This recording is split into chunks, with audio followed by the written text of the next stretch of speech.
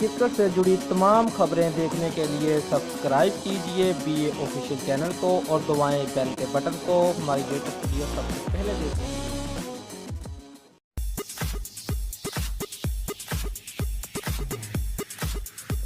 پاکستان اور بھارت کی کرکٹ ٹیمیں جب بھی میدان میں اترتی ہیں تو دونوں ممالک کے مداح اپنی اپنی ٹیموں کو سپورٹ کرنے کے لیے آخری حد تک جانے کے لیے تیار ہو جاتے ہیں۔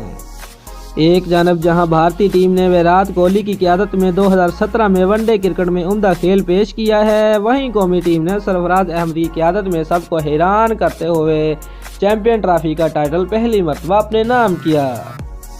سابق آسٹریلوی اوپنر میتھیو ہیڈن، سابق سری لنکن آل راؤنڈر رسل آرنلڈ اور سابق بھارتی بلے باز VVS لکشمن کو ویرات کوہلی، AB ڈویلیئر، ایئن مورگن اور سرفراز احمد میں سے 2017 کا بہترین ون ڈے قائد چننے کا کہا گیا۔ رسل آرنلڈ نے سرفراز احمد اور میتھیو ہیڈن نے ویرات کوہلی کے حق میں ووٹ دیا، جس کے بعد ساری نظریں VVS لکشمن کی طرف مرکوز ہو گئیں، جنہوں نے فوری طور پر سرفراز احمد کا نام لیتے ہوئے کہا کہ جس طرح انہوں نے اپنی قائدانہ صلاحیتوں کے بل بوتے پر چیمپئن ٹرافی جتوائی، وہیں 2017 کے بہترین کپتان کہلائے جانے کے حقدار ہیں۔ بطور بھارتی بلے باز ویرات کوہلی سرفراز احمد سے بہت آگے ہیں، تاہم اگر کپتانی کی بات کی جائے تو جہاں کوہلی نے رواں سال 26 ون ڈے میں 19 میں کامیابی حاصل کی